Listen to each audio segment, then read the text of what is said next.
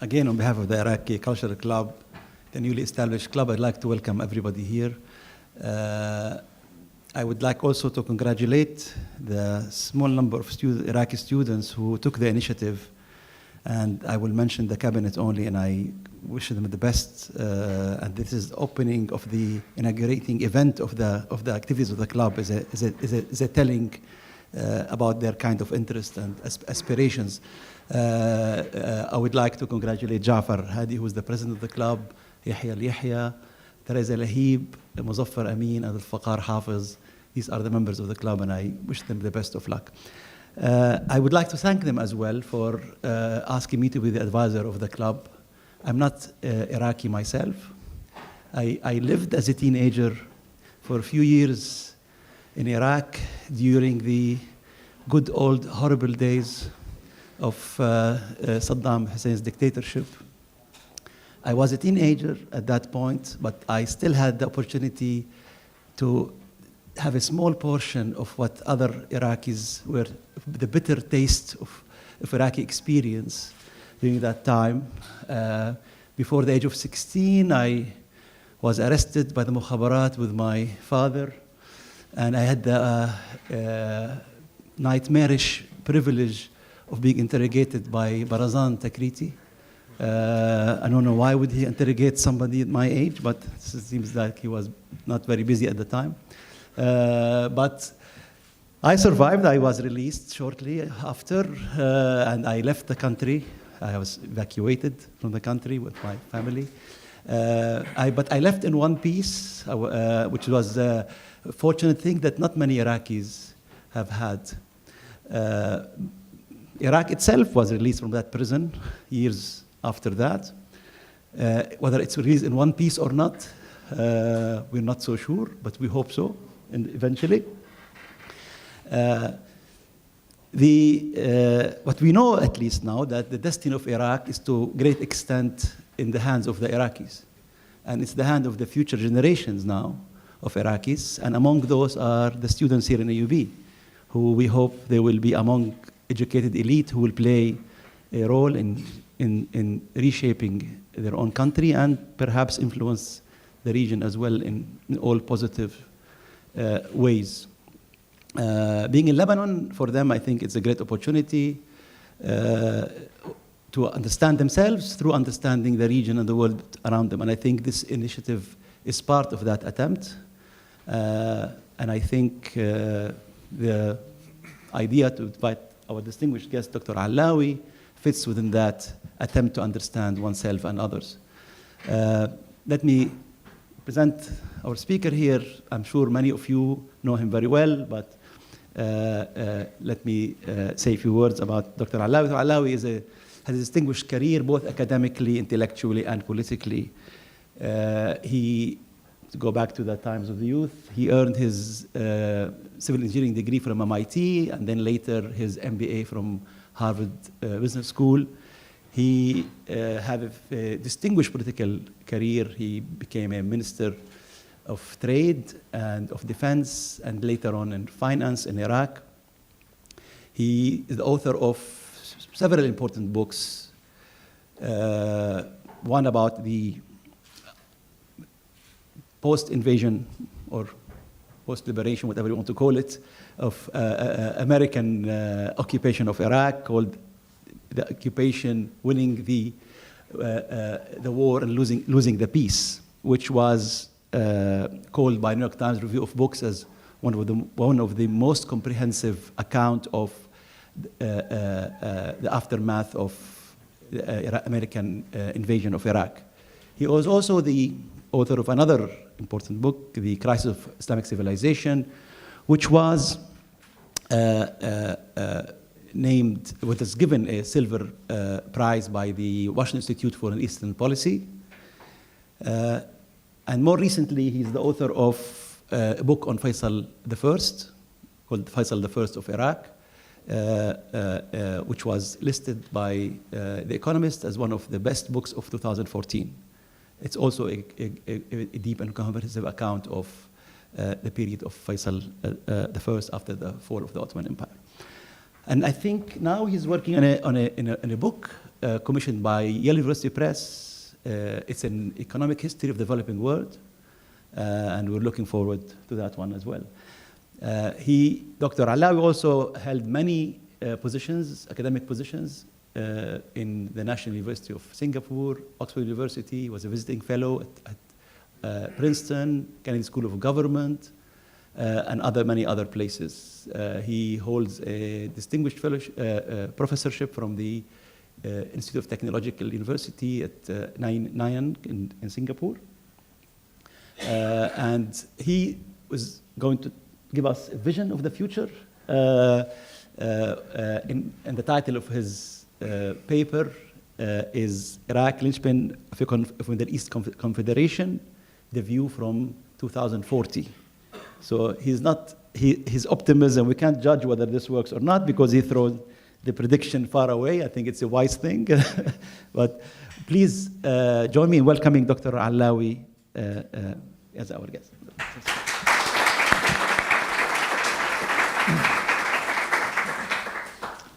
Thank you very much, Professor Bashar, and good afternoon, ladies and gentlemen. The reason why I chose 2040 as the end point is because it's highly likely I will not be around to witness the outcome, so I won't be around to be judged for it. But looking at it really from another perspective, I didn't want to devote much time to analyzing and assessing the current situation and why we're in such dire straits and why the whole area is up in flames and so on. I'm sure there are enough writers, thinkers, professors, pundits, and so on to give us all kinds of explanations. What I wanted to focus on today is where is it that we could be going? What kind of outlook, what kind of futures can we aspire to realistically, and what needs to be done in order to achieve these futures? Because if we just replay the past, we're quite likely to repeat its outcome. If we're going to keep on playing the politics of conflicts and divisions and beggar thy neighbor, it is highly likely that a similar set of circumstances will occur somewhere down the line, which will set us way, way back again. There's no doubt that what started off as a type of vision of freedom in 2010, the so-called Arab Spring, deteriorated into one of the most protracted and difficult periods in which the area has gone through. And if you look at it in terms of just the economic aspects of it, decades of economic growth have been thrown away as a result of the strife and conflicts and divisions that arose as in consequence of that. And I'm of the opinion that if we're going to repeat these errors, or if we continue along this path, maybe we'll not get exactly the same kind of outcomes, but it is highly probable that we will be set back again on the path towards actualizing our potential. The other aspect of this talk is that we're nearly 100 years, nearly exactly, after the end of World War I, when the makeup of the Middle East, or what I prefer to call actually West Asia, was defined. Of course, it didn't come out of the blue that we got this nation-state system that has been so problematic in the last 100 years. It came as a result of all kinds of deals and compromises and all kinds of attempts to square circles, and also the fact that by the end of World War I, there were 900,000 Allied troops in this part of the world, which had their own rationalization as to what kind of outcome was likely to happen. And I think no sane person would say that the state system that has evolved in the last 100 years in the Middle East or in West Asia has been in any way or form stable.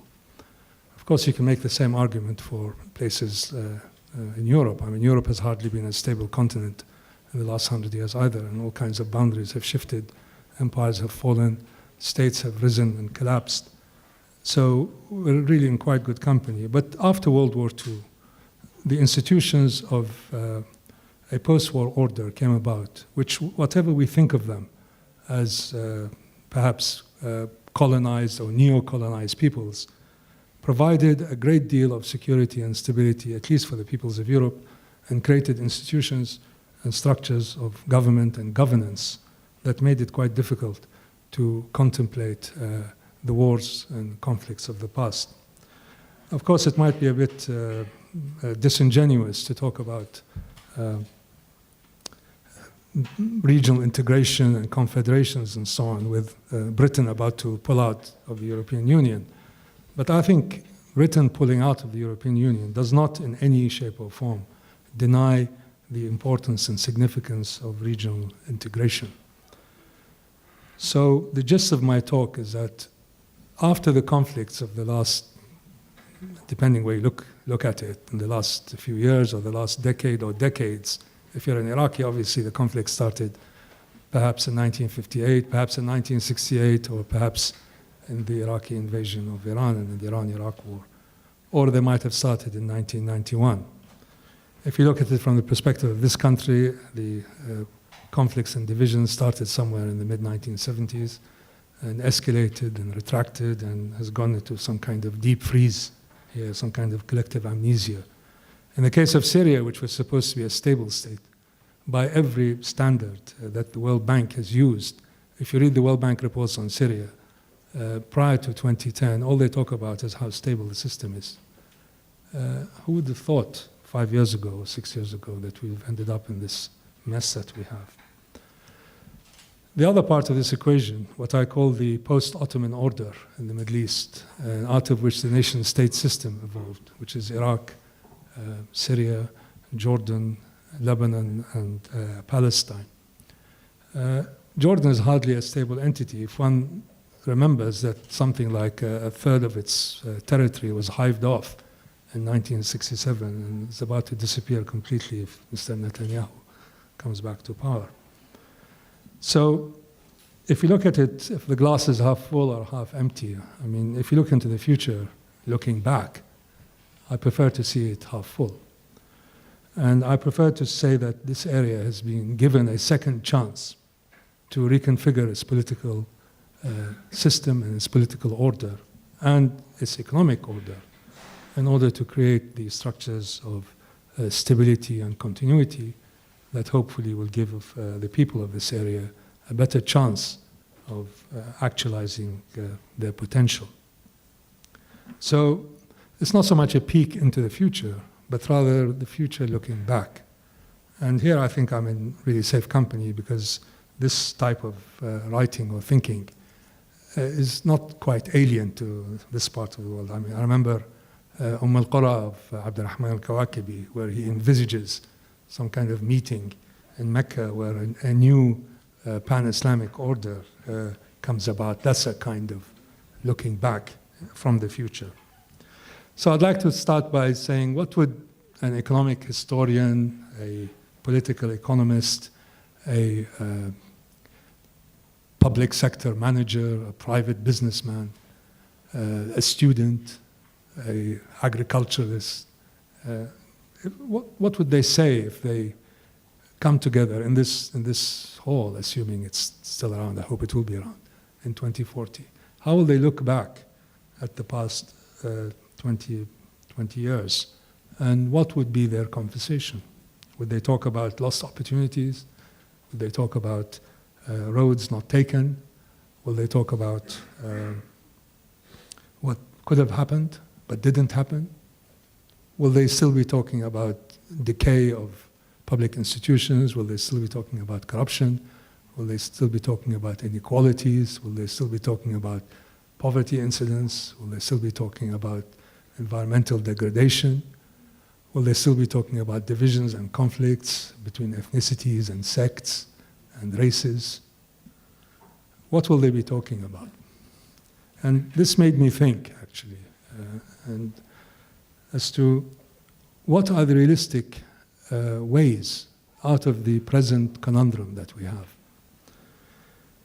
And here I think it requires really a great leap of imagination and a great leap of leadership to try to envisage these 4 countries, previously 5, of the post-Ottoman order and try to find for themselves a set of allegiances and alliances that would allow them to move into the comity of modern developed nations. From the perspective of either Iraq or possibly Lebanon and Syria, there are really 4 points of the compass. One looks north towards, regionally towards Turkey and beyond. The other one looks east towards Iran and beyond. The other one looks south to the petrodollars and the GCC. And the other one looks west towards the Western world. These are the 4 points of the compass which seem to seize the imagination. And I think they don't really seize it, but they stifle it. From my perspective, I think these 4 points of the compass are deeply flawed. Each one of them has its own issues, each one of them has its own problems, but each one of them certainly gives cause to pause because it implies dependence. It implies an allegiance to a set of powers and alliances that lie outside of this region. So I prefer to look inward. I prefer to see what these 4 countries, in one shape or form or another, how can they come together so that they transcend the parts and become greater than the sum of the parts. So the whole is greater than the sum of the parts. Of course, everybody can easily point out the problems. People can talk about the ethno-sectarian divisions of Iraq. They can talk about the Syrian war and civil war. They can talk about the problems, various factions and groups and groupuscules of this country. They can talk about the divisions in Jordan and come to the conclusion that the whole thing is just a waste of time, that we will just repeat the past. I don't think so. I think that it's a matter of leadership, and it's a matter of recognizing what opportunities lie within these boundaries of these states, and how these states can come together in a way that will transcend the differences and at the same time give full rights and security to those who feel that they have lost their rights or feel insecure. So, I mean, the economics of regional integration are really, I don't want to get too much into that, but they're quite well known. I mean, people enter into regional economic agreements in order to reduce tariff and non-tariff barriers and to allow for the free flow of goods and services and what are known as factors of production between these countries. And in theory, at least, economic integration benefits all. But of course, there's a counter-argument that if you have economic blocs that work within themselves, they become barriers to dealing with other countries, with other blocs. But by and large, the experience of the most important regional economic bloc, which is that of the European Union, has proved very, very clearly that the benefits far, far outweigh the losses, and that it is a surefire way of avoiding intra-regional conflicts and divisions. So, by and large, there's no doubt that economic integration is a good thing. But why these particular countries? I mean, what brings these countries together? Why should Iraq throw its lot with Lebanon? Why should Lebanon throw its lot with Syria or Jordan, in contrast to a different set of groups, a different set of alliances? And here I think the argument is more complex. It's not so easy to make. The Arab League has failed as an economic organization. Of course, it's failed miserably as a political organization, but that's really not the issue here. The reason why it failed as an economic organization, apart from the huge number of pointless summits on Arab economic integration, common markets, the pan-Arab free trade area, and all of that, they really mean very little in terms of the effect on the national economies of the Arab world. The Arab world as a whole is a very indistinct area. It spreads across really a spectrum of countries and even civilizations where the parts have different kinds of magnets that connect them. The Maghreb is connected far more closely to the European Union than it is to countries of the Mashriq, and so on and so forth. Each of these elements, geography being the greatest enemy here for the kind of integration that patently failed in the case of the Arab League. Here is different, I think. Here there are there is a common history. I mean, it's a history too of Ottoman occupation of 500 years. But by and large, this part of the world has been part of one empire or another as a contiguous unit. So if you look at the patterns of history before the emergence of the colonial powers in the area, there is a kind of common historical legacy. There are two different civilizational spheres here. One is, I would call, the riverine culture of Mesopotamia, which has its own rules and its own flavor, its own taste. And the other one is the Levantine world of Lebanon and Syria, which has its own axes. But these two axes were not in conflict with each other. As I said, by and large, they were composed, they became part of empires that ruled both simultaneously. So they do have a common administrative history, if you want to call it that. At the same time, I think the countries are not so disparate in terms of the disproportionate power. For example, NAFTA, which is the North American Free Trade Area, has great disparity of power. The United States on one hand, and on the other hand, countries like Mexico, which is by any standard an emerging or a developing country. The power and scope of the United States overwhelms the structures of NAFTA.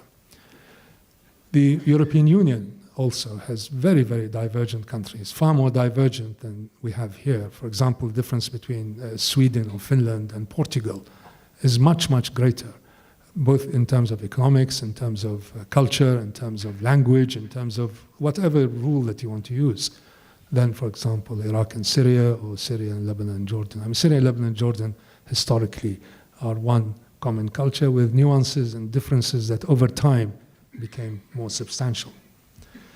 Now, none of these economies, as I said, overwhelms the other. None of them has a preeminence and predominance so that it creates an overwhelming superiority. So that if you join an alliance of this kind between unequal partners, an alliance between China and Vietnam is unequal, almost by definition. And there has to be a very, very good reason why the weaker party joins the larger party. Here, I think that there's, of course, a smaller party. I mean, the smallest party in this grouping would be Lebanon. And here the population is, about 7 million people. But Lebanon has a relatively high per capita income, probably the highest amongst these four countries. But by and large, you have Iraq on one side, accounting for something like 38 million people, followed by Syria, a population of around maybe, I don't know what it is now, perhaps 20 million people. Then Jordan, maybe around 9 to 10 million people, and Lebanon. So we have the basis here, I think, both in terms of language, in terms of a common history, in terms of a non-disproportionate scale of the economy, to talk about the possibility of an economic union. Now, this economic union, obviously you say, well, what happened to the Maghreb's economic union? I mean, the frontiers between Morocco and Algeria were closed for decades on end. The frontiers also, by the way, between Iraq and, for example, Iraq and Syria, have been closed, I think, since 1978. From time to time, they're open temporarily. I think they're opened in the 1990s for a while. Of course, between Jordan and Syria in the last few years, they've been closed as a result of the war in Syria, and also Jordan is a kind of launching pad for the opposition. And Syria and Lebanon, as we all know, is subject to the whims of various powers that be. It opens and closes at will. But that doesn't really preclude the possibility of thinking outside of the box here. So if we look at the frame of a West Asia Economic Union, and if you look at the stages of economic integration, the most basic step is a free trade area. And by free trade area, it means that there is free trade, by definition of goods, maybe also of services, but each country has the ability to maintain its tariffs and its duties with respect to third parties. Free trade areas, there are many free trade areas around the world. We mentioned the North America Free Trade Area. ASEAN in Southeast Asia has a type type of free trade area. The Andean Pact countries started off as a free trade area, and they might move to another level, which is a second level, which is to have a customs union. A customs union is one in which there is a free flow of goods and services within the countries and a kind of common tariff to the outside world. The third degree of integration, as it were, is the integration in the form of a common market. And the common market here is that not only do you have a common policy, a common trade policy to the outside world and elimination of free trade of goods and services, but also free movement of all factors of production. So people working in Iraq, for example, can come and work in this country, and Lebanese can come and work in Jordan, Jordanians can come and work in Iraq without the need for any of the administrative routines of work permits and so on and so forth. So it's a free movement of all factors of production, including money. And this is really quite significant, because without a free flow of capital within regional economic units, the idea of integration begins to lose its strength, its propensity. And the last form of economic integration, before we get into political union, is an economic union. And in an economic union here, policies are integrated, not only in terms of free flow of goods and services, a common external tariff, but also in terms of a common set of agreements, common policies affecting economic and social life, and moving towards a currency union. Now, in the case of Western Europe, this took something like maybe 30 years before it evolved. It evolved from the first agreement, which is the coal and steel agreement, then in 1951, which then moved to the common market proper in 1957, which then moved to the European Economic Area through the various treaties, and then moved to a currency union with the Treaty of Maastricht and so on. Here, looking back again from the vantage point of 2040, something around 2020, let's envisage the leaders get together and declare something called the West Asia Economic Union, and we call it the Baghdad Treaty, where the founding members are Iraq, Syria, Lebanon, and Jordan, where they map out the various phases of economic union, starting from a free trade area, moving towards a common market, moving towards an economic union, and finally moving to some form of not political union, but political coordination. Now, again, looking at the patterns of countries with disparate types of economies and disparate sizes of economies, and to see what has happened to them. ASEAN, which I know very well because I lived and worked in Singapore for a long time. The ASEAN groups completely disparate countries. I mean, Singapore has probably the highest per capita income in the world. I know Qatar does, but Singapore is a real country with real people in there who are the majority of this. And they have quite a broad-based economy in finance and transport and shipping and so on. They have a per capita income probably in the region now, I don't know, maybe $70,000, $80,000. On the other, a few hundred miles down the Bay of Bengal, you end up with Myanmar, which is a military dictatorship, which has the most terrible human rights record, but has been included in the ASEAN groupings of countries. North, you have Vietnam, which had emerged out of decades of war, and now is one of the most significant member of ASEAN. So the disparate nature of these countries is much, much greater than what we have here in what I call the West Asia Economic Union. There you have the smallest principality, which is Brunei, it's like sort of the Abu Dhabi of the Far East, is merged with a country like Indonesia, which is the typical example of a developing or an emerging country. And over a period of time, ASEAN evolved not necessarily in the same direction as the European Union, but now has really quite a significant set of common policies that govern its foreign policies and its economic policies. And intra-regional trade between these countries moved from really a very, very low level, perhaps as low as we have here. If you take out oil and oil products, intra-regional trade in the Middle East is insignificant. It's probably around 8 to 10% of total trade, to something in ASEAN now of around 40 or 50%. So the example that we have is that there is no reason why we should not have a Baghdad Treaty of 2020 in which a West Asian Economic Union is announced with a clear timetable and a clear set of milestones that moves from a declaration of principles to a free trade area, to a customs union, to a common market, and then ultimately to some form of currency union. Each of these areas of the world has its own peculiarities. There's no cookie cutter approach to it. The Mercosur, for example, in South America, which groups Brazil, Paraguay, and Argentina, is different from the Andean Pact, which is again different from NAFTA. It is tailor-made to the needs and requirements of these countries.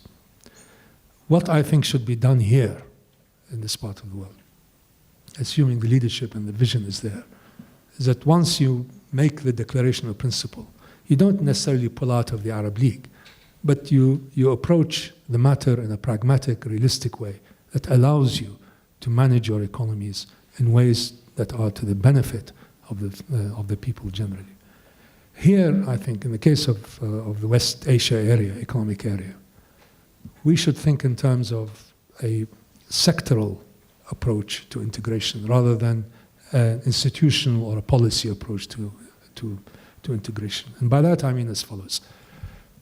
In most of the countries that I just alluded to, for example in Europe, it was a set of institutional frameworks that were put in place with policy prescriptions attached to it that governed already existing enterprises and already existing firms and created the framework in which these grew in a unified and a growing market. Here, we don't have the economic base for that. We don't have the business base for that. We don't have the corporate base for that. We don't have a history or a legacy. We may have had a past legacy in which these things happened, but these are just memories now. The memories of Lebanese businessmen working in Iraq and actual working and investing and creating value, or Iraqis spending money on tourism projects in this country, or Jordanians working in Syria. That memory is not now matched by a reality on the ground, because the nature of the economies has moved really dramatically in the Middle East in the last 20 years to economies that are driven by and large by what is known in economic terms as elite capture.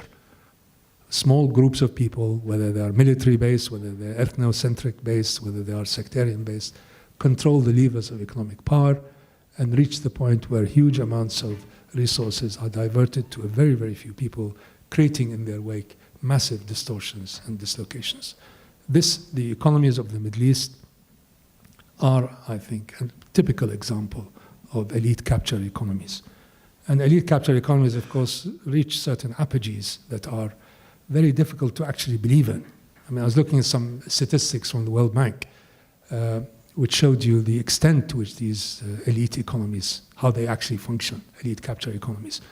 In Tunisia, for example, the Ben Ali family accounted for 16% of the net profits generated in that country.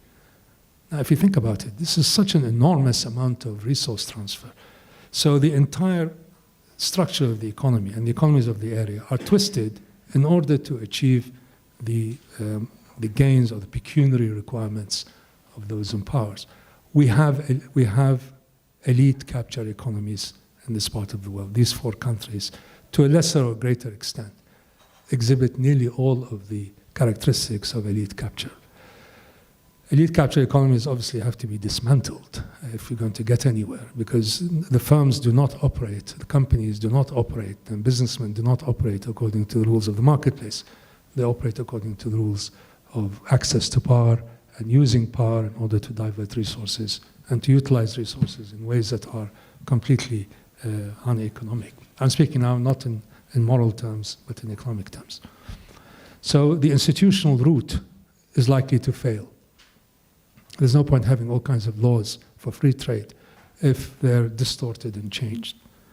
So my proposal here, looking back again from 2040, is that having analyzed and looked at the economies of the area, the movers and shakers, the great and the good, and the best and the brightest, have decided not to go the institutional policy route, but have gone through the sectoral route. What do I mean by the sectoral route? The sectoral route here is to define and design large-scale investments, infrastructure investments in particular, that have the basis of creating the units of economic integration. Now, what are these? I mean, obviously you can go down, make a laundry list of what you want. And you start off, for example, with a regional power grid. That, of course, implies a common power policy. It implies a common energy policy. You can start also with a series of integrating the transport networks, the highway networks of the area, enlarging and expanding the highways and motorways that connect the area. That would require a common transport policy. It would require a common set of agreements that define that. You can have, for example, the West Asia Ports Treaty, whereby the ports of the area, looking at the Gulf, what I call the Gulf of Basra, you have the ports of the Basra region, you have the ports of the Mediterranean littoral, and you have Aqaba, that have a common set of shipping documents, a common set of through transit of goods. This is one of the first things that happened in Europe, by the way, where both Rotterdam and Antwerp, which are at the mouths of the River Rhine, had a common set of shipping documents from 1946, and they in fact preceded the economic and the steel and coal community. Or you can have, for example, agreements relating to the transport and distribution of oil products and pipelines. This seems to be happening now, with the talk about the Iraq Aqaba pipeline and the reopening of the old IPC pipeline to Banyas and to Tripoli. And I believe the recent visit of the Speaker of Parliament of Lebanon to Iraq is to do with that pipeline idea. Of course, with a common pipeline energy policy, you have to have a policy regarding where the main oil exports of Iraq are going to go. So you have to bring that country into the equation. Obviously, there's no point having a pipeline policy if the main oil producer is not going to use it. But here we're talking about a growing oil production in Iraq, probably reaching something like 5.5, 6 million barrels in about a decade's time within this vision here, where you would need to have a complex network of pipelines. With pipelines come refineries. With refineries come all kinds of ancillary products and downstream products. But what I think is one of the things that should be done when the time comes to review this policy is to situate all of these sectoral agreements that govern the development of key aspects of the economy in what are the most advanced technologies of the time. I mean, there's no point doing refineries, for example, if there's a collapse in demand for oil products sometime in 2025, 2030. Everybody talks about now peak oil, but nobody knows at what rate this is going to decline. It might decline at a very, very rapid rate. In fact, it will be a disaster for Iraq especially, and I think for the region as a whole, if it collapses, if the demand for oil and oil products falls within 10 years. We'd have a very, very serious problem here, really, because we're not prepared for it. We're not prepared for the mass movement of transport, for example. Nearly 60% of oil goes into transport. If the transport sector shifts in a dramatic way from using petroleum products to electrical cars, for example, in spite of the demand, the short-term growth in demand, there will be a huge secular decline in demand. And when secular declines happen, it is usually a catastrophic collapse happens soon after. I mean, the cars competed with horse and carriage for about 10 years. People were still debating whether it's better to have a horse or to have a car. But somewhere around 1905, 1906, the demand for carriages collapsed. So with that, saddle makers and all of that. What I think we should look at very, very seriously is what I have discussed prior, I've called it one of the major institutional infrastructure projects that could be developed here to bind this region together. I call it the Great Mediterranean Gulf Greenway. Now, what does that really imply? It implies the development and construction of a water-based transportation network that would link the Euphrates Valley with the Asi River to create a contiguous transport and irrigation network that connects the Gulf of Basra with the Mediterranean coast. Now, this project, which I've tried to develop and talk about for some time, its significance is not so much to act as a kind of, because at some point, from one perspective, it would appear to be some kind of madcap scheme, like another Suez Canal. But here we're talking about 900 miles. The cost of developing that canal or that structure by itself cannot be possibly one that would make an adequate return in a reasonable period of time. But it's a corridor. And when I talk about it as a corridor, I imply that it's not only for irrigation purposes, in which case there has to be an entire system of water management that involves the upper Euphrates and the Tigris River, but also a transportation system, a transportation canal, maybe a dry canal, in which there will be integration between the transport systems, the port systems, and the rail systems of the area. With this kind of corridor, and this I can discuss it at much greater length if at some later date. I hope to write an essay about it. I see this as a kind of millennial project that would bring all elements that combine to form the sinews of a modern economy in the construction and development of the area that would be included in that transport and irrigation corridor. So this would be the type of project that I would hope in 10 years' time would be seriously considered to anchor the West Asia Economic Union. One in which green technologies will be brought in, anti-desertification schemes will be brought in. And in fact, if that corridor is established, it could be a magnet for what I would call colonizing the desert. The surplus populations of the urban areas of the entire region can be drawn into a corridor that would use solar energy, that would use the most advanced desert agriculture, that would utilize emerging technologies that convert saline water into water fit for irrigation, with a dry canal that would link the Gulf with the Mediterranean and create an addition, not necessarily an alternative, to the Suez Canal. Now, dry canals are something that have been tried and tested. It's not something that's sort of a cockamamie scheme.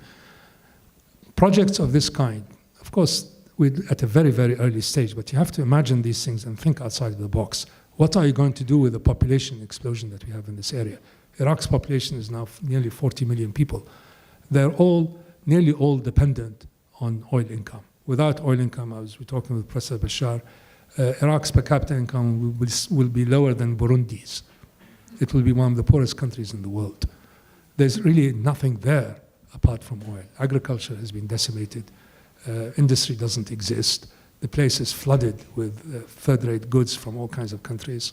And its money flies out of it into various banking systems around the area. This is one aspect of it.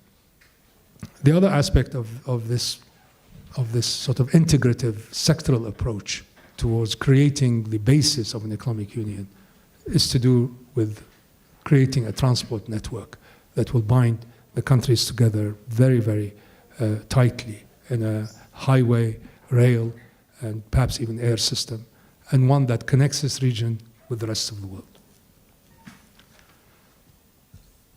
Finance also is really critical here. And here, I suppose we look at Lebanon as acting as a financial gateway to the area.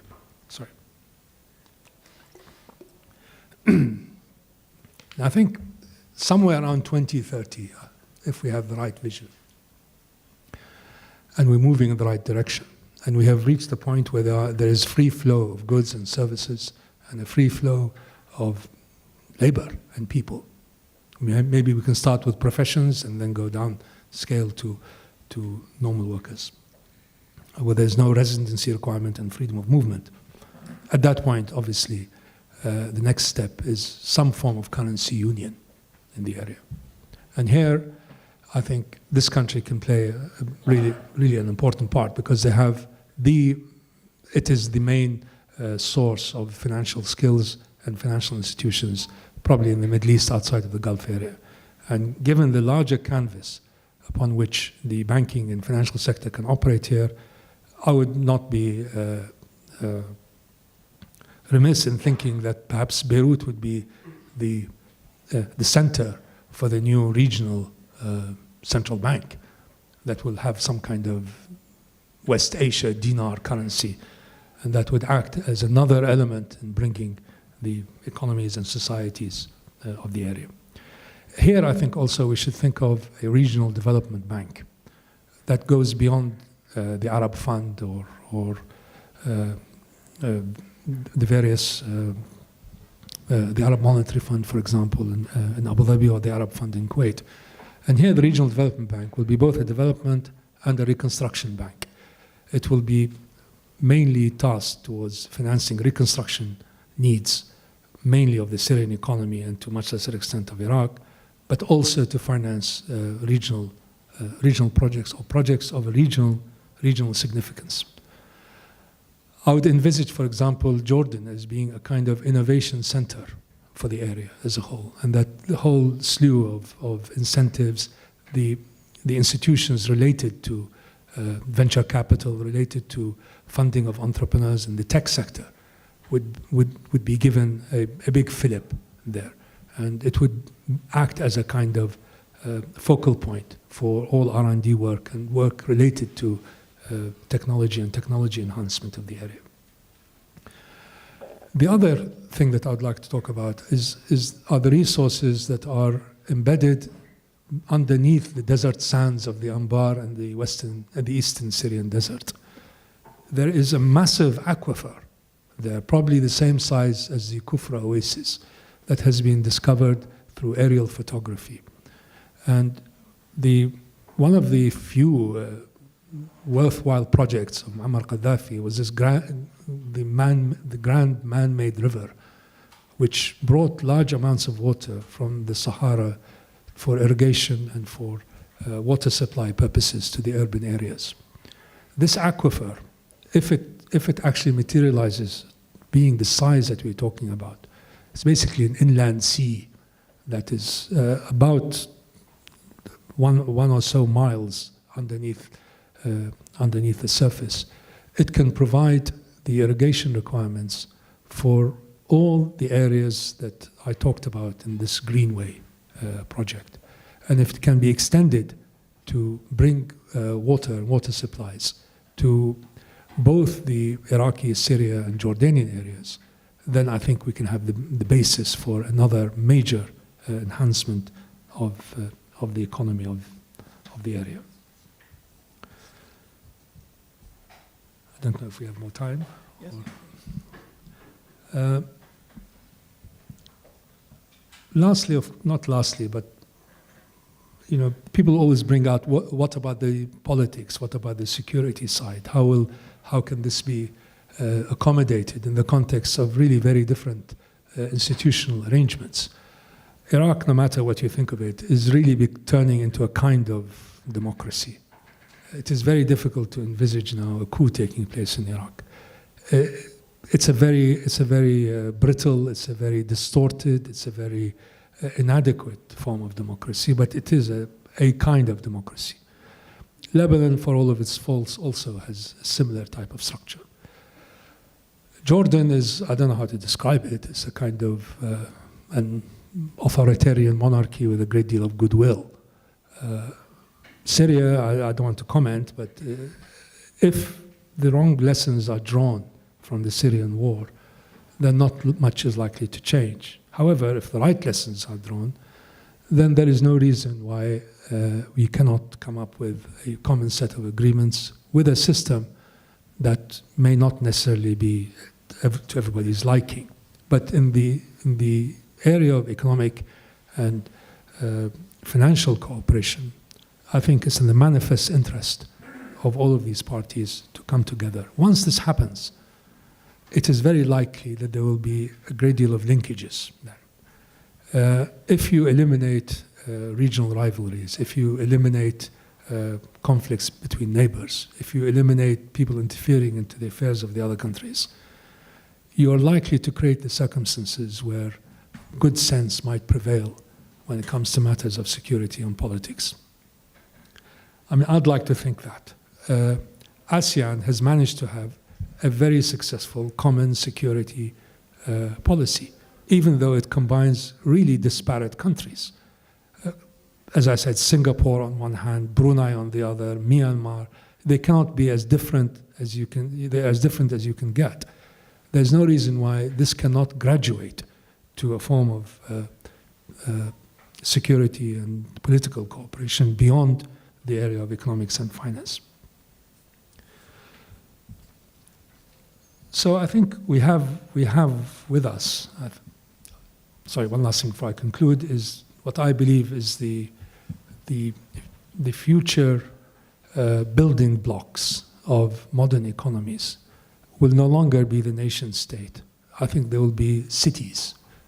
Cities are far more effective as economic units than cities plus hinterland. This has been proven really quite time and time again. One of the reasons for the success of Singapore, for example, or even Dubai, is the urban orientation of most of or nearly all the economic policies. Here, if we look at the historic cities that we have, you'll find that we have within the configuration of cities in West Asia the makings of, I think, great urban economies that are likely to thrive in a postmodern, technologically intensive environment.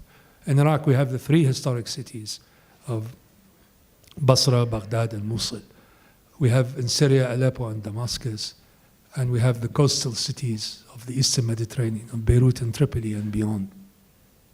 And of course, Amman has turned itself into a thriving city. Cities account for the majority of economic output. They account for the highest value added. They account for the greatest agglomerations. And an urban-oriented, city-oriented economic policies will only re-anchor the regional trend towards integration. So I'm actually quite optimistic. If we can only get out of this conundrum of constantly repeating the errors of the past and expecting to have a different outcome. The era of confrontations, conflicts, ethno-sectarianism has proven to be disastrous. The alternative, which is some kind of comatose authoritarian governments, is also disastrous. So before I end, I'll just have to ask the question, if you don't think this way, then what is the alternative? The alternative can be really quite bleak. And the alternative ultimately will be one in which we become just playthings of regional powers and regional countries that have no really long-term interest in the welfare and progress of the peoples of the area. It means also that we have to get off the hobby horse. If you look at this combined entity, this whatever you want to call it, the West Asia entity, it will have a population of around 75 million people. But it will be a population that will be actually quite balanced in terms of its ethno-sectarian composition, where no particular group would prevail over the other. When that happens, then the institutions of the region, the institutions of this West Asian area, can be geared towards maximizing or optimizing the harmonization between these groups with supranational institutions, maybe some kind of court of human rights, maybe some kind of West Asia parliament that would allow for the representation of these groups without each one dominating and domineering. To get to that point, we have to get off where we are now. And where we are now is not in a very happy place. But I really cannot think of an alternative. Continuing along the path of the past will merely reproduce the errors of the past. So, looking back at 2040, if somebody was writing the economic history of this part of the world in 2040, he could actually be writing a very positive story if we follow the right prescriptions and learn from our past as well as the past of other countries. With that, I am. Thank you. Thank you very much, Dr. Alan. Thanks.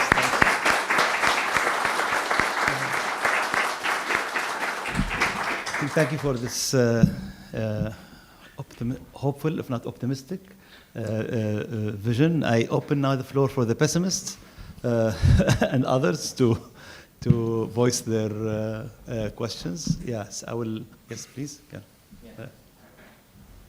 So there is no microphone. I would like to use my voice as loudly as possible. Thank you very much for this optimistic, enriching vision that wasn't only theoretical, it was also practical, as we were able to see the unique role of every country in this region, Lebanon as the financial gate, Jordan as R&D, and so forth. And the pieces were put together very smoothly, and it was very homogeneous. We were able to see that, and I'm very optimistic about it. Thank you for that. And when I'm going back and forth to Iraq, I can see that Lebanese, Syrians are also integrating with the market, although Iraqis being more consumers than producers. But for me, there was something missing, which is the actual question. What is the main role of Israel when it comes to this homogeneous, optimistic future? We never mentioned, would Israel allow that? Is it good for Israel? Is it good for us? Or that's my main question. Can you please elaborate on that point? I'll take three questions, and then let's take 3 questions, and then we ask our speaker to respond to them. Just we have economize on the time. Thank you very much, sir, for all what you have mentioned. I have to say I really admire your optimism, definitely. I will try, I have many comments, but I will specify one main question and maybe another comment. Historically, it has been shown that most of the developed countries, currently known as developed countries, had adopted protectionist and interventionist economic policies before going into free trade. And here I'm talking about the US, the UK, Sweden, Japan, you name it. They all had subsidies, tariffas, and they all had policies to connect public and private sectors before going into free trade. So from that point of view, do you think Iraq is ready actually to go into this free trade? Having the fact that we have just been out of war, given the fact that we are still oil-centered economy. And that gets me to the second point. I'm not sure in 10 years there will be even water in Basra, because as you know, there has been, last year there was no water at all. And water and oil, because of the extractivist policies, water management policies adopted by the upper river and basin in Turkey and other places. And also, oil and water does not fit together, because for every barrel of oil, you need a barrel of water to extract. So I'm not sure in 10 years there will be even water. So, and the last question is, who will benefit? Would the people of those countries benefit? Who will benefit from this union? Thank you very much. There's you can wait for so we can have it in.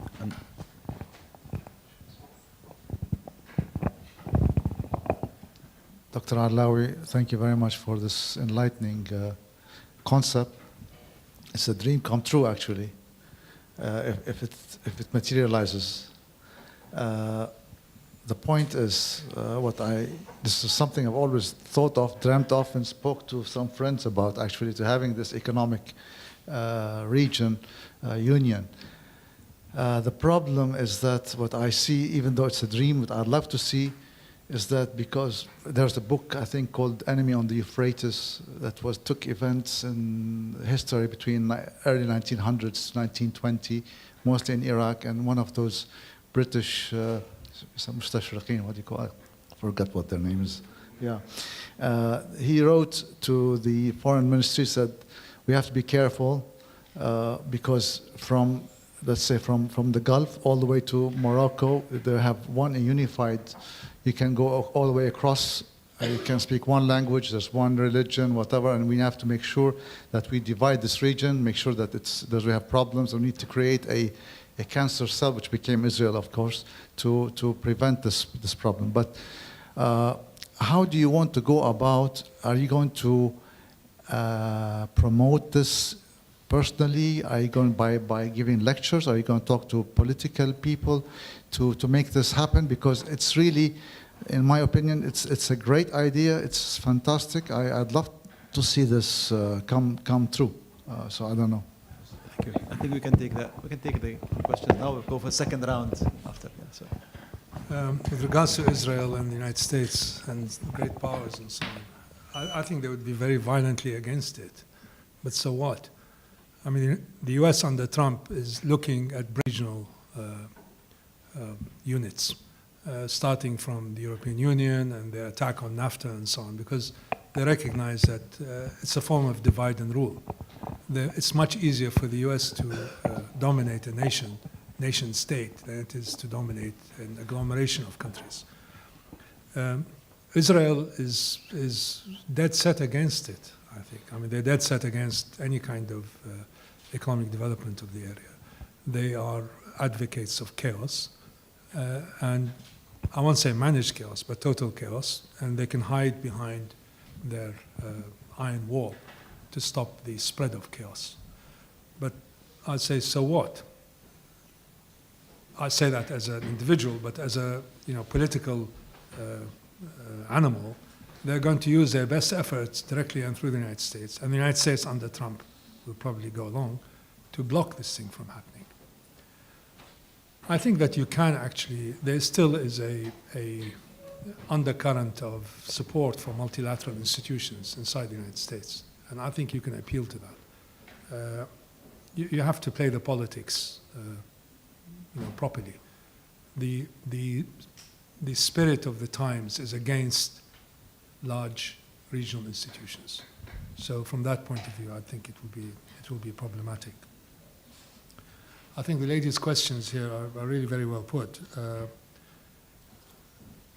You said that the free trade came after protectionist, interventionist policies that built up domestic capital and domestic enterprise. That's true. I mean, historically, it's true in most cases. The U.S. had one of the highest, tariff rates until very recently. Britain, of course, is different. It was always going for free trade and the Corn Laws and all of that. But it's not necessarily an economic policy that is always correct. This kind of building up domestic industries at a very low level, avoiding any economies of scale behind large tariff barriers, is a kind of prohibition approach of the 1960s, a kind of import substitution policies. Here, I don't think there's much to protect, frankly. There isn't any world-class industry or even regional industries of any consequence that need or can be protected. Also, the capitalist classes here, the business classes, are not necessarily rooted into a kind of sort of enterprise focus. They're more into rentier, economic rent type of approach. So I think you can skip over all of that. A kind of common tariff that is reasonable, that does not take place at the expense of the consumer, in order to create the beginnings of viable industries here. With a largish market, we're talking about a market of around 70, 80 million people, which is the same size of the market in Turkey. If we have the proper agreements with Europe and the Far East, we might be able to have duty-free access to some of these markets, and it will create the incentive, I think, to create regional industries by our business people. Which answers your third question, who will benefit? I think who will benefit in the long run are the common people of this part of the world. I mean, the economies will be diversified, they'll be competitive, there'll be large-scale sources of employment outside of the public sector.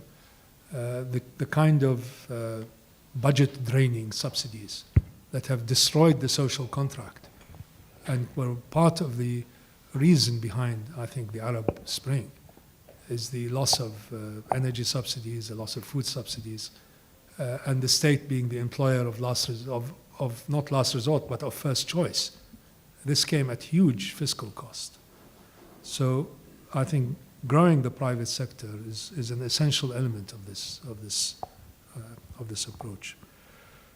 The water issues of Iraq and Basra, I mean, luckily we had a good year this year, but it is really to do with mismanagement more than ecological and climate change. It is grossly mismanaged resource. There's a huge amount of waste. There's a huge amount of underinvestment. There's terrible maintenance of the water resource system. Obviously, all of this has to be rationalized and improved. But the way that I looked at it is, what are we going to do with this massive, if it comes about? And there's very good evidence that there is this kind of massive aquifer that will allow for really a revolution in the water management of the area. Again, I'm looking 10 years down the line. Maybe next year there will not be water in Basra. So this will be something that has to be looked at immediately. Now, the last question is whether I'm promoting this. Yes, actually, I've been trying to promote this for the last year. Is that I've been trying to create a kind of groundswell of interest amongst, call them opinion leaders here, politicians, intellectuals, business people, bankers, students, to create a kind of groundswell for a regional movement that would push the leaderships here to look into this thing very seriously. Now, the European Union project really was the brainchild of two people, a man called Jean Monnet, and he convinced Robert Schuman, who's the foreign minister, and they convinced the United States, and it was a post-war environment and the Marshall Plan, and there was huge willingness to listen to the United States. So the first step was the European Coal and Steel Community. But if you talk about the differences between Iraq and Syria over time, they're nothing like between Germany and France. And these guys have been fighting wars since the days of Napoleon. So I think that it's something that I'm trying to form a groundswell. And in fact, I was supposed to be attached to this institute for that purpose.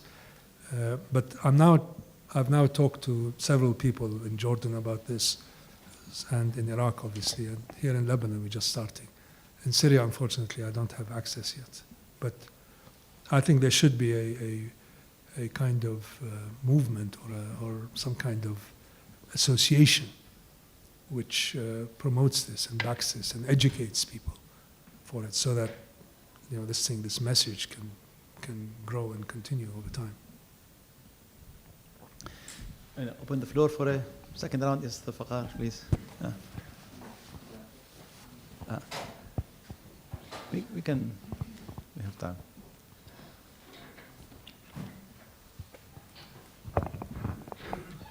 First of all, by the name of Iraqi Culture Club, I would really like to appreciate the efforts that you gave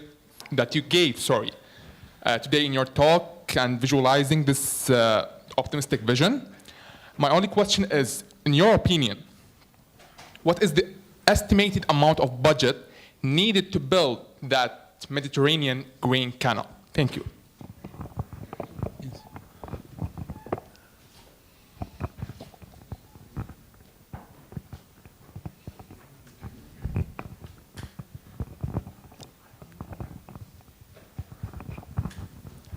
Dr. Allawi, thank you very much for your speech.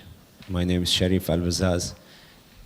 Just a quick point. You mentioned regarding Europe is going into electric cars and everyone is moving into more environmental and green stuff. Iraq worries independence actually in terms of oil, and this is where the region and the Middle East, we depend on it. What do you see, or how do you see in 20 years or 30 years, Iraq will depend other than oil alternative? Because you mentioned this very key point that the world is changing into electric cars and stuff like this. We'd like to know your point of view. Thank you. Yeah, yes, please.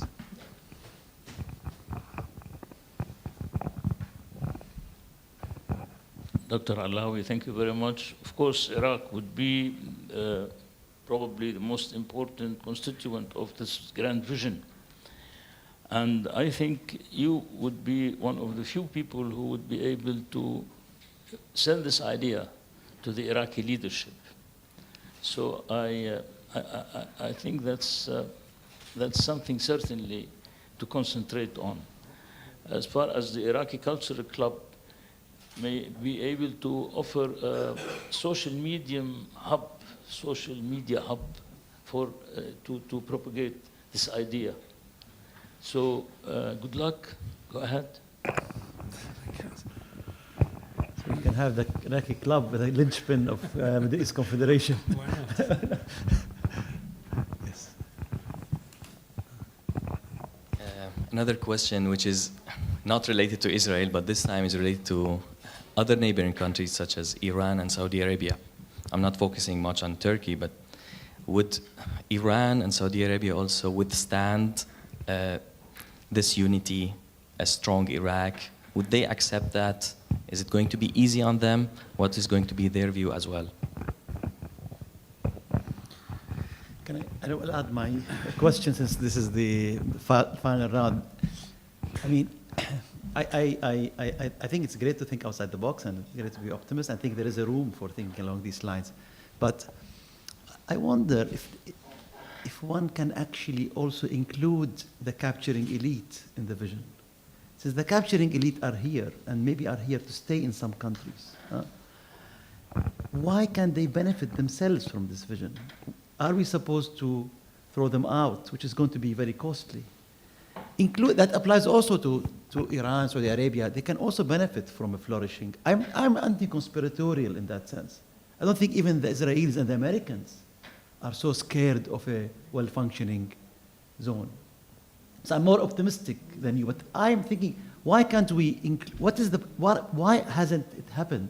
Why isn't it the capturing elite think that this kind of integration, since you mentioned Myanmar as and other countries that have capturing elite and entered into economic zones that are successful, why can't we have this that will benefit the capturing elite in an unfair way, but it will also trickle down or up or sideways to the population? So can we sell it to the corrupt?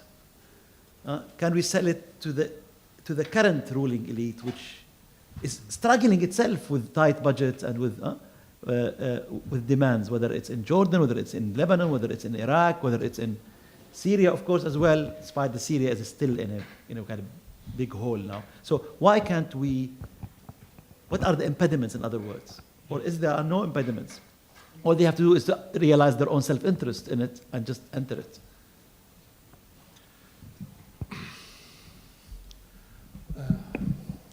I'll start with the first question about this Great Mediterranean Gulf Greenway. I'll just read out what I have written before as to the elements of it. What are the main principles behind it? It will be firmly rooted in the use of environmentally and ecologically sound principles. It will employ the most advanced tested technologies and systems that are integrated together to produce effective and economic outcomes. It will be based on the principle of sustainability. It will be dynamically focused, accommodating upgrades, changes, and new systems and processes. It will be based on the creation of cluster magnets for agglomerations and the development and evolution of new towns and cities. It will be based on the principles of modularity and scaling. It will produce a meaningful, positive effect on the climate and on reversing desertification. Elements of the Greenway. The central axis of the Greenway is a navigation canal running when fully connected from the head of the Gulf to the Mediterranean coast. a distance of nearly 1,400 kilometers. The canal will run through a system of locks with long flat stretches running through the southern and western Iraqi desert, the Syrian desert before reaching the Mediterranean. The canal will cut nearly 1,500 kilometers of the route between Europe and India, in contrast to the Suez Canal. The canal could be using fresh or seawater. 2, the seawater drawn from the canal will be the basis for a horticultural industry, utilizing technologies that use seawater to cool and provide a humid growing climate for vegetables under glass houses. The runoff seawater will be purified further with desalination technologies, resulting in water suitable for irrigation and byproducts of marketable salts and minerals. The energy to drive the glass houses' desalination irrigation systems will be based on solar power. The purified water will form the basis of extensive open-air farming using drip irrigation systems. The system will include wide-scale planting of trees, especially palm varieties, to create an extensive tree-forest barrier to creeping desertification. The canal spine of the Great Greenway will form the heart of a network of subsidiary canals that link the Greenway to the main population centers to form a comprehensive transportation network. At strategic nodes along the canal network, special resource processing and storage zones will be developed, partly to utilize the undeveloped resources of the desert regions of Iraq and Syria, especially the natural gas deposits and the phosphates and other mineral resources. Alongside the main canal and its tributaries, new clusters of villages and towns will be developed based on holistic principles of harmony and acoustics. Migration from densely populated urban areas, displaced peoples, and the rural landless will be encouraged as part of the plan to rebalance the area's population and work and living opportunities. The Greenway will be the hub for industries that will focus on the opportunities afforded by the construction and development of the Greenway. These could include technology systems and processes in the field of alternative power, reverse desertification, water resource management, canal construction and maintenance, horticulture and agriculture under difficult climatic conditions, and so on. The Greenway Zone will encourage the evolution of higher institutes of learning and research relevant to the development and consolidation of this visionary project for the renewal of the Middle East. My estimate is that this is transformative projects. As in all transformative projects, such as the Panama Canal, the Tennessee Valley Authority, or the building of the new capital of Brazil, for example, the Greenway will have to be staged over a period of time, stretching to several decades. It is a multi-generational project requiring the consensus of several governments and even international bodies before it can be realized in its full potential. My estimate, I don't want to go any further, my estimate, it will cost in total around $20 billion when it's fully constructed. I think it is within the investment budgets of the 4 countries concerned. So it is not an outlandishly expensive idea. The second question related to oil and what will happen. I think we must do something that is of a transformative nature, because the Iraqi economy cannot sustain loss of oil revenues. It can't. Our agriculture is in very, very poor situation. There is no industrial base to speak of. The services sector is very poor. That is one of the reasons I'm mentioning. I mean, this may not be the only project, but a transformative project that can reorient the axis of the economy, preferably of the region, because you can't, no man is an island unto himself. We have to think this way. I think Iraq has to embark on a transformational set of economic policies over the next 5 years, which in my mind must revolve around something like this, or a massive investment in the transport and infrastructure side.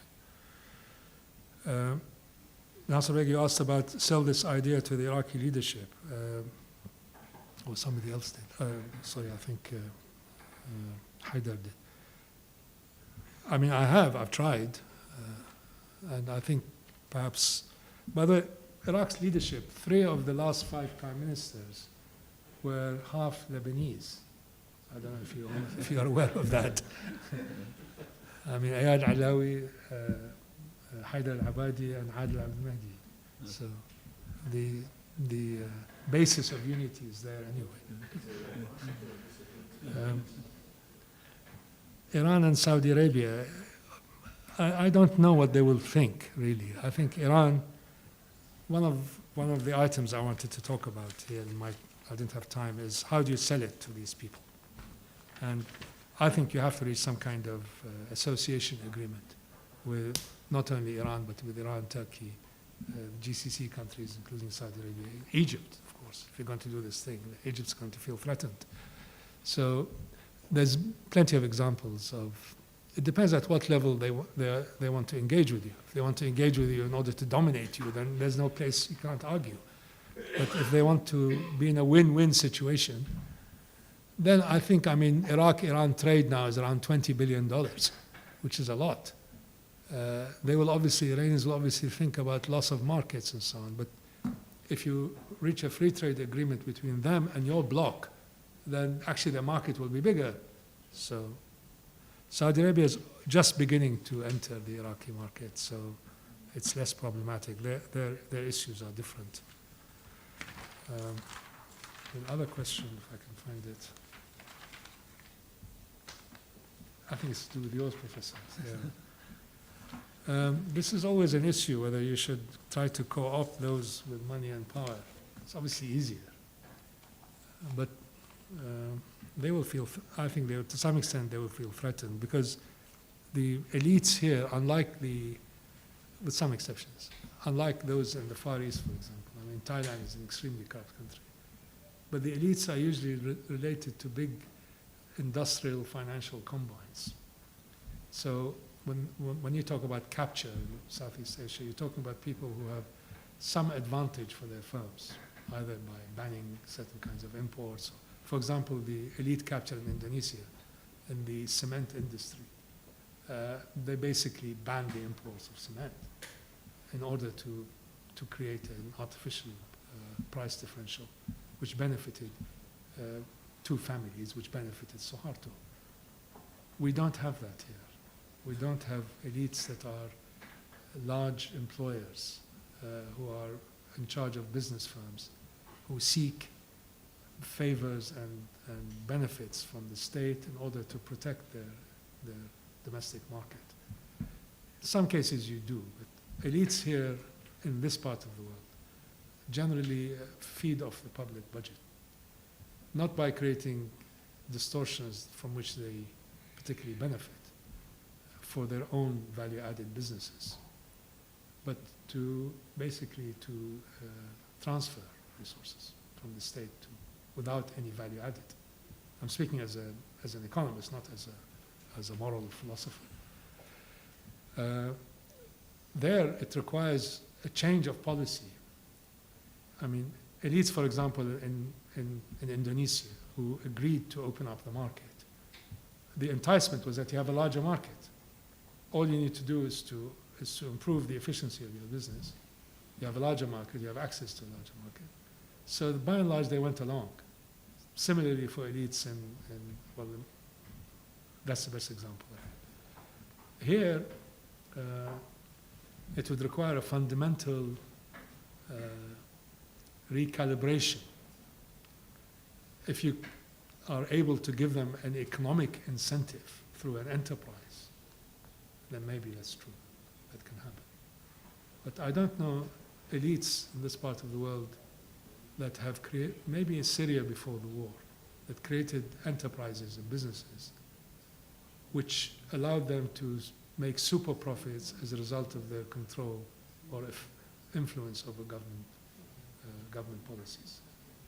But isn't it a double-edged thing in the sense that if they don't have an enterprise and therefore they have no interest in protecting the enterprise, they'll be also benefiting or at least not harmed by by a greater zone, economic zone. So they don't need to protect, unlike the Indonesian firms. So it's a kind of, the fact that they don't have enterprises makes them, it generates income for the government. That gives them more resources to. I think here in this country, for example, I would try to get the banks on my side because they are the most likely to benefit. Yeah. Jordan, I don't know, they have quite an advanced food processing industry. And it seemed to have done reasonably well in spite of international competition. So if I get them a larger market with a common tariff, then they might be able to What about Syria? come along. The more Syria, difficult part. I don't know how they're going to reconstruct their economy. I really don't know. I don't know how it will be reconstructed. Still very early days of Syria. Any more questions? Yes.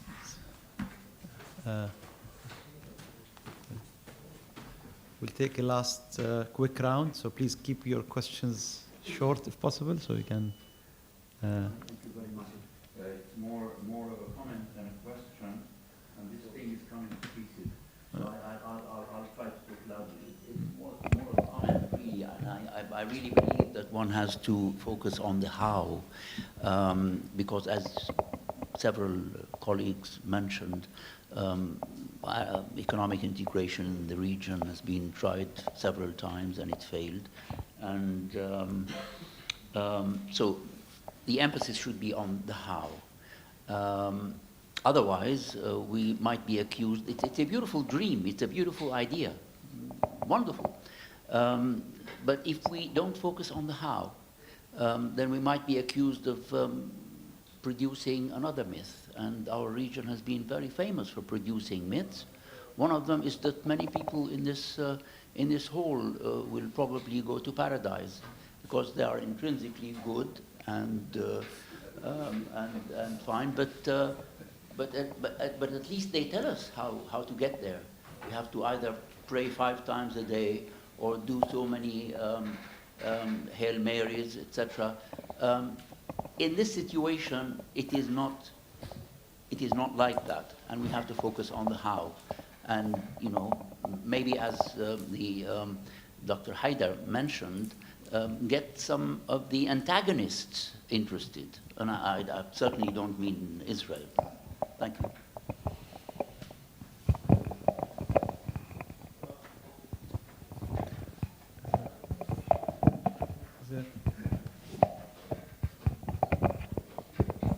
Why don't we go all the way, get Turkey and Iran in the deal, so that make it a real grandiose economic center?